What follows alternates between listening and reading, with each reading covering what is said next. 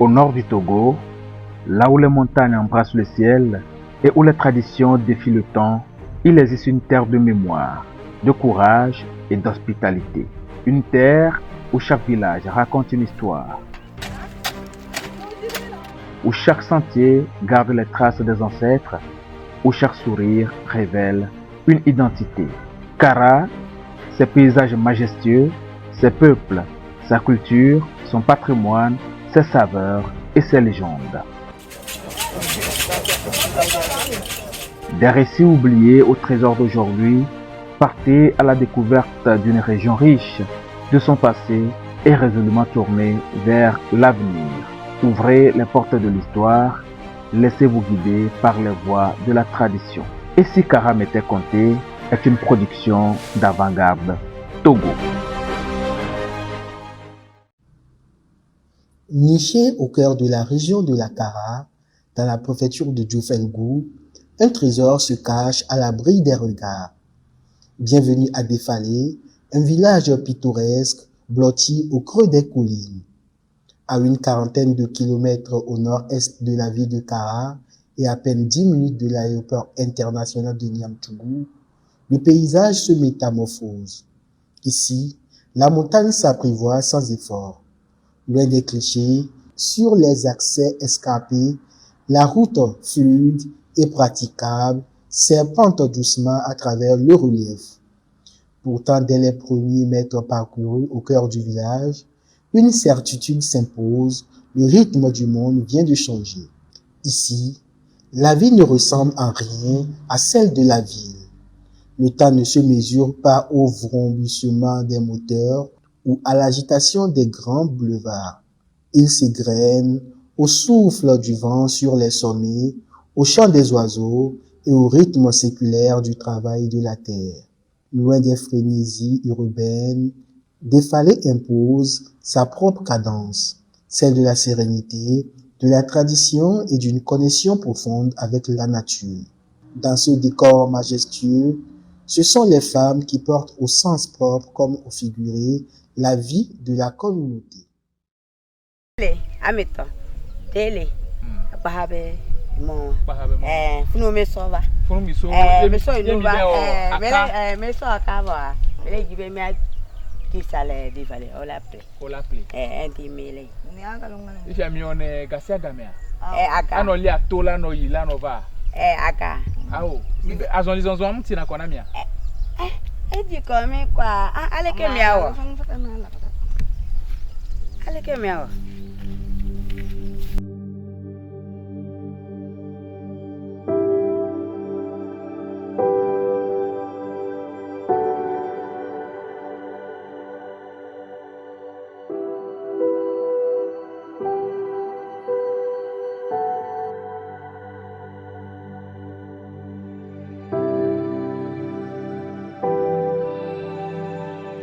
Entre travaux champêtres et quêtes quotidiennes, autonomie, leur courage façonne l'âme de Défalé.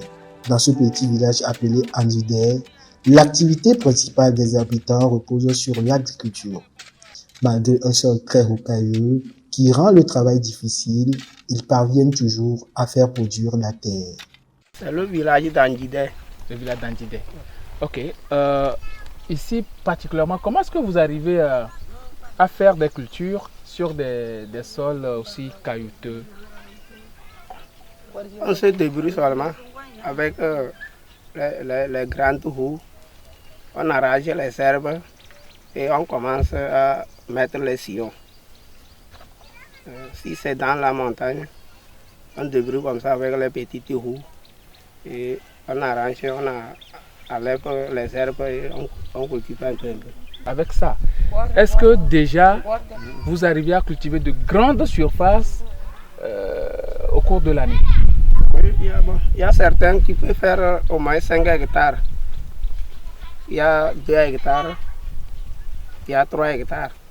Il y a certains, ça dépasse aussi 5 hectares. Mais c'est le sol qui n'a pas riche, on n'arrive pas à gagner beaucoup comme ça. Donc, bon, vous pouvez ou bien quelle superficie de surface vous pouvez sarcler par jour? Tu peux faire 2 carrés par jour. Il y a certains qui font 3 carrés par jour.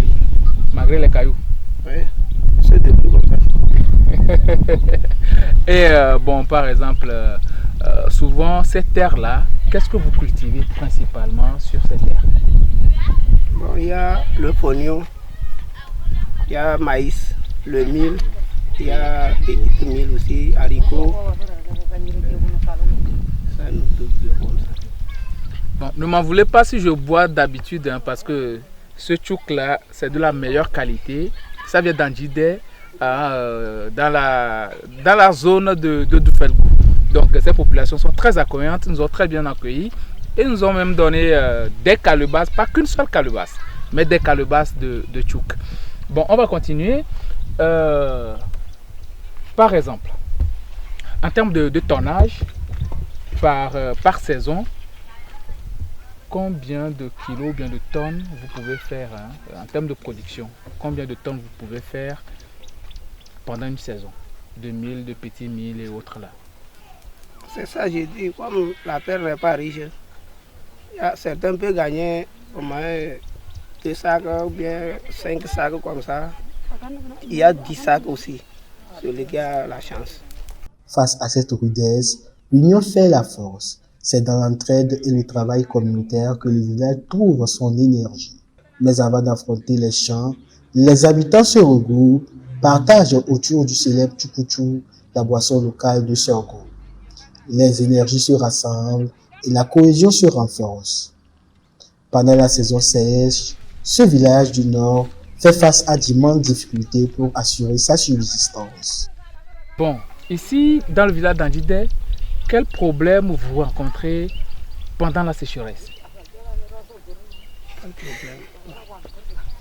C'est-à-dire, bon, comment vous arrivez à survivre pendant la saison sèche? Oui. C'est l'eau là qui nous manque. En saison sèche, on ne trouve pas l'eau comme ça pour boire. Bon, il y a beaucoup de malades aussi. Tu peux avoir une plaie. Si tu n'as pas chance, tu vas partir avec ça. Quelqu'un peut dire que j'ai un mot de tête. Tu vas souffrir comme ça. C'est ça que je dis. Il y a beaucoup de maladies en saison sèche. Il n'y a pas l'eau aussi à boire.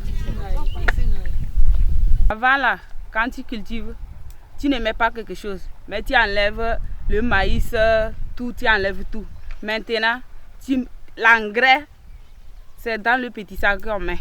Tu achètes 20 000 que tu achètes le sac là, mais tu viens, tu mets ça, ça ne recrute pas. Tu enlèves, c'est pas beaucoup. Que l'engrais là, pardon, il faut nous diminuer dedans de l'engrais là. On ne trouve pas l'argent pour acheter l'engrais. Maintenant, les enfants sont là. Comment tu vas faire toi avec ton mari? Vous ne pouvez pas faire ça pour acheter l'engrais. L'engrais est trop monté. Diminuer de temps un peu pour qu'on ait qu'à nourrir nos enfants. Comme on l'a dit, à Andjidé ici, il n'y a pas que les hommes qui travaillent. Il y a aussi des femmes qui sont véritablement de véritables battantes. Elles réclament l'installation d'un marché ici afin de mener les activités commerciales. Mais aussi et surtout, elles parlent d'engrais. Aujourd'hui, les intrants chimiques sont devenus très chers à leur égard et donc il va falloir faire un travail pour que ces dames puissent avoir ces produits, ces intrants à moindre coût afin d'arriver à produire et à nous faire nourrir dans les différentes villes du Togo. Ici, le travail se fait dans un respect mutuel des rôles. À chacun ses responsabilités, hommes comme femmes. Outre les épreuves de la terre, c'est toute la communauté qui manque de ressources et sollicite un soutien pour survivre. Maman, bonjour. Bonjour. Quels sont vos besoins ici? Les femmes d'Andjidé ont besoin de tout. Tu quittes ici, tu vas au champ, c'est loin. Tu cultives dans les cailloux, tu trouves un peu, tu transportes ça, tu amènes ça défalé. Même les bois, le charbon, là où on fait là, c'est trop loin. Mais il n'y a pas un petit marché ici pour que si tu trouves là, tu vends ça ici. Si tu veux quelque chose pour que ça doit être beaucoup chez toi, tu descends de Fallait pour acheter ça, amener ça ici, pour revendre ça à Ndjidé ici. Mais un petit marché pour amener ça à Ndjidé ici pour que les femmes n'ont qu'à bien rester à Ndjidé. Ramis, vous êtes cultivateur à Ndjidé. Ok. Bon, vous travaillez souvent avec qui? Avec des familles. Avec des familles. C'est votre famille ou bien vous vous regroupez et vous travaillez? Société. On est ensemble dans le village. Nous, la carte. Et bon, souvent, quand vous finissez les récoltes et tout, comment vous arrivez à répartir tout cela? C'est les femmes qui prennent ça ou sont amenées à la maison. Les hommes cultivent, après la récolte, les femmes prennent ça pour arriver à la maison. Les femmes là aussi cultivent. Ah. Et après, vous passez à la distribution. Ou bien vous vendez ça et chacun prend sa part d'argent. Celui qui a gagné beaucoup, il vend. Celui qui n'a pas gagné beaucoup, il mange. Maintenant, est-ce qu'il y a un coin, est-ce qu'il y a un hôpital dans le secteur qui vous accueille la plupart du temps? Pas forcément dans le village d'Adjindé, mais est-ce qu'il y a un hôpital dans le secteur? Oui, bon, première partie, il y a l'hôpital à Animaté, là où vous venez ça. Oui. Il y a la part et Bahaou. Il y a la part où nous soignons. Maintenant, on a construit une nouvelle ici, à Wundé là-bas. Bon, c'est maintenant que ça a commencé. Tout le monde n'est pas encore dit que ça a commencé. Mais on a lancé nos grands vieux à Lomé là. On les a appelés dire. Bon, comme c'est pas pour l'État n'a pas encore pris, et c'est nous de cotiser un peu pour qu'on va acheter les produits pour commencer. Mais on a déjà commencé quand même. D'accord. Ça, il faut quand même souligner cela pour dire merci aux autorités d'avoir pensé à vous installer au plus proche un hôpital, un centre de santé pour vous accueillir, pour vous traiter. Le plus important, que dès que vous souffrez d'un mot ou bien d'un mal, excusez-moi, dès que vous souffrez d'un mal, il faut essayer de s'approcher de ce centre de santé-là le plus tôt possible pour vous prendre en charge. Il ne faut pas laisser le mal vous ronger ou bien vous mettre à un stade beaucoup plus avancé avant d'aller à l'hôpital. Maintenant, par rapport à l'eau, est-ce qu'il y a un point d'eau ici mis en place, peut-être un forage, un puits ou bien quelque chose du genre, pour vous permettre de vous abreuver? Regardez derrière. Il y a 3 forages. Il y a un château aussi. Ça n'arrive pas à arriver au village. Il y a certains qui peuvent quitter ici, aller au loin pour chercher l'eau là. Donc le village d'Adjindé a besoin de points d'eau pour arriver à survivre ou bien à annihiler les problèmes liés à l'absence d'eau. Entre paysages magnifiques et quotidiens exigeants, le village d'Ndjidé nous montre toute la valeur du travail et de la solidarité. Un patrimoine humain précieux qui mérite aujourd'hui d'être soutenu. Défalé reste un village d'une force, d'une beauté remarquable. Ses habitants continuent d'avancer avec dignité dans l'espoir d'un avenir plus doux.